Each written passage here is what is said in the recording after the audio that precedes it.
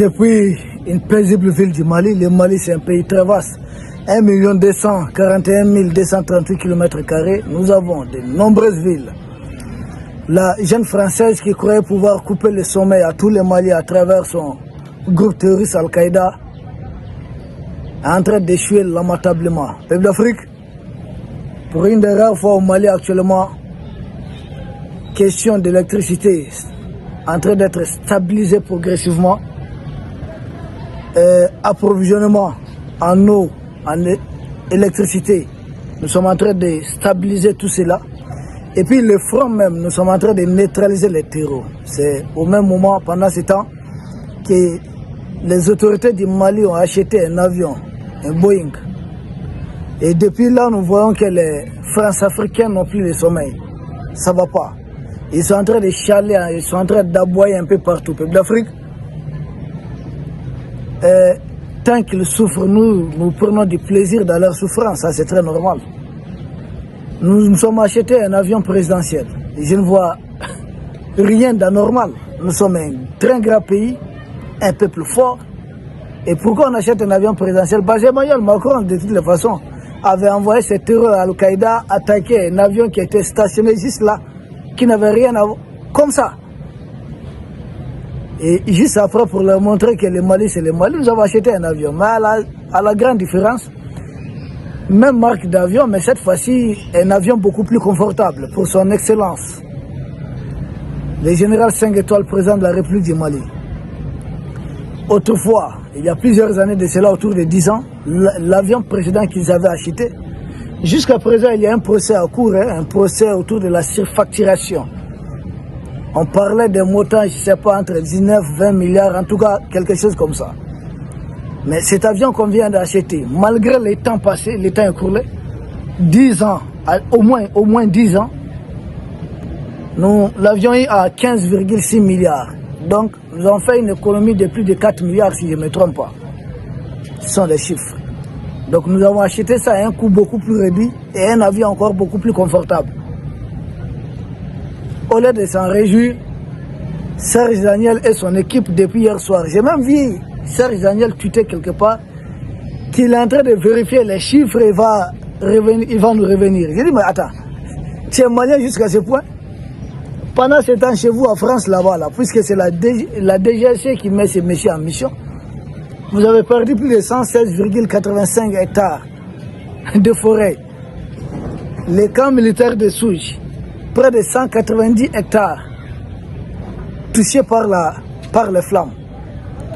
D'autres endroits encore, pertes matérielles, vous êtes à plus de 2 milliards d'euros. Et pendant tout ce temps, tout ce que Serge Daniel trouve et puis les médias français, c'est de s'intéresser à un avion présidentiel. J'ai dit, vous, votre président là, le faux type là, Emmanuel Macron, il n'a pas un avion? Chez vous, il n'y a pas un avion présidentiel? Hein? À quel niveau? On peut avoir un complexe aussi de supériorité jusqu'à ce niveau. C'est un très joli avion, impeccable. Ça va réduire le coût des missions officielles du Mali. Vous savez, si chaque officiel en sortant, souvent quand nous partons en groupe, regardez quand il y a par exemple l'Assemblée générale de l'ONU ou bien autre activité. Le billet, pour chaque officiel qui doit sortir, le coût est très élevé. Il fallait trouver un avion propre à nous pour permettre tout ce va-et-vient. Et puis c'est très normal, au vu du statut du Mali actuellement, au vu du statut de son excellence le général Assimi Goïta. Il était très normal. Mais au lieu de nous accuser, pourquoi, ou bien de vous plaindre pourquoi nous avons acheté un avion, et vous plaindre pourquoi vous avez envoyé vos terreurs d'Al-Qaïda attaquer notre avion qui était là sur le tarmac, sans problème, qui ne participait pas au combat. C'est un avion civil. Et l'innovation, c'est que cet avion que nous venons d'acheter peut servir même de poste de commandement aussi, c'est-à-dire à partir de cet avion, on peut être en contact permanent. Oh oui, en contact permanent et puis avec un réseau qui serait stable. Donc un vrai poste de commandement volant quand même. On devait nous féliciter au moins. Hein? La jeune française, vous devez nous féliciter pour cela. À travers vos gens. De toute façon, on s'en fout de vos félicitations. Mais envoyez vos journalistes Pour le moment, je vous conseille quelque chose. Préoccupez-vous de votre incendie là-bas, de votre feu qui est en train de tout ravager sur son passage. Tellement vous avez à commettre du mal sur la terre. Tellement vous avez fait des péchés. Tellement vous avez torturé des populations. Tellement vous avez commis des crimes. Essayez de vous faire pardonner pendant qu'il est temps. Si le pardon est impossible. Vous n'êtes même pas en mesure de reconnaître tous les crimes que vous avez à perpétrer. Al-Qaïda qui vient nous attaquer. C'est des gens que vous avez manipulés généralement. Parce qu'ils ont eu à recruter localement. Qu'est-ce qu'un jeune Malien a à se faire exploser? Ça dit, voilà, il met une ceinture explosive, il se fait exploser. Et il croit vraiment qu'il est dans un truc religieux. Or, il est en train de se faire exploser pour les intérêts énergétiques d'Emmanuel Macron. C'est la guerre de pétrole. C'est la guerre de pétrole, pas plus, pas moins. Bon, non seulement ça va réduire les coûts, les frais de voyage, mais ça apporte encore une image beaucoup plus positive aussi du pays. Dire que c'est pas Al-Qaïda qui doit donner les tempos ici. Dire que bon, depuis qu'ils ont touché ou bien ils ont fait ceci sur une piste, le Mali n'a plus été à mesure. Je dis mais pourquoi? Nous achetons combien des avions de combat? Combien d'hélicos de combat, de transport de troupes, avions de transport de troupes? Combien de blindés? Notre président, son excellence, le général Assimi Goïta, mérite un avion. Certes, c'est pas son nom, c'est pour le pays. Mais aujourd'hui, c'est lui le président du Mali. Et il mérite ça. Et ce qui est encore surprenant, j'ai vu certains de leurs mercenaires politiques. Vous avez ceux qui ont eu à... Ceux qui sont accusés de surfacturation qui ont été entendus dans ce cadre. Je vois leur en train de chialer, en train de crier. Jusqu'à Serge Daniel remet en cause. Il dit qu'il va vérifier les chiffres. Je dis, mais tu as quel problème? Tu es malien?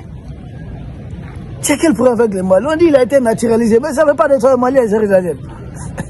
On dit qu'il a été naturalisé malien. Là aussi, ça reste encore à vérifier. Tu as été naturalisé tellement les Maliens. Moi, je retire notre nationalité. Beaucoup me demandent pourquoi on ne retire pas tout de suite la nationalité à ces messieurs. Non, mais attendez, si tout de suite on retire la nationalité, si jamais on veut mettre la main sur lui, ça serait compliqué. On va dire non, non, il n'est pas malien, il est béninois. Ou bien, je ne sais pas, il est français. Il va se faire avoir dans son propre piège. L'Ibou de Dakar. Pendant ce temps, notre avion qui a été présenté par les autorités du Mali est en bonne place. Son Excellence, le général Assimi Goïta, pourra voyager avec à tout moment. Parce que c'est un avion qui a une grande autonomie. C'est-à-dire qu'il peut faire, si je ne me trompe pas, plus de 10 000 km ou bien 10 000 km ou 11 000 km sans se ravitailler. Donc ça peut, on peut bien sûr relier Bamako à une capitale peut-être asiatique ou bien quelque part dans le monde, sans être obligé de nous ravitailler quelque part. C'est de cela qu'il est question. Donc l'avion est confortable, ça fait de l'économie pour le Mali. Ensuite, ça permet, en tout cas, ça donne une autre image de la première institution du Mali. Et c'est très bien. Ce qui est encore très avantageux, c'est qu'après leur avion, l'avion acheté par les pseudo-démocrates, les mêmes avions, on l'avait acheté à un prix beaucoup plus élevé. Et cette fois-ci, nous venons d'acheter, de racheter s'il le faut. Puis il ne s'agit pas du même appareil forcément, mais de la même marque, mais à un coût beaucoup plus réduit. Plus de 4 milliards d'écart. Vous voyez comment, quand on dit démocratie occidentale et autres, à quel point c'est de la surfacturation. C'est triste. Mais c'est ce système qu'ils ont imposé à l'Afrique pour appauvrir les Africains et mettre les enfants les plus nullards à la tête de nos pays pour pouvoir piller facilement nos ressources. Quand ils voient des patriotes à la tête d'un pays, c'est devenu des cauchemars pour eux. Ils ne dorment pas, ils ne respirent pas. Ils sont plus tranquilles. Il faut aboyer, il faut chialer, il faut tout faire pour qu'un système qui est correct cesse d'exister afin de continuer avec leur pantin. Ça fait longtemps. On nous avait mis ces choses-là en tête. Maintenant, nous avons compris. Votre manipulation. On élit un président, mais ce n'est pas nous qui le commandons. Les vrais décideurs ne se présentent même pas aux élections. C'est bizarre quand même. Peuple d'Afrique, nos félicitations pour les autorités du Mali, nos encouragements. Cet avion c'est normal, c'est une suite logique. On continue. Le Mali est en train de progresser, les pays de l'Est sont en train d'avancer. Nous vous remercions et nous espérons vous retrouver demain pour un autre sujet au sommet de l'actualité. Merci.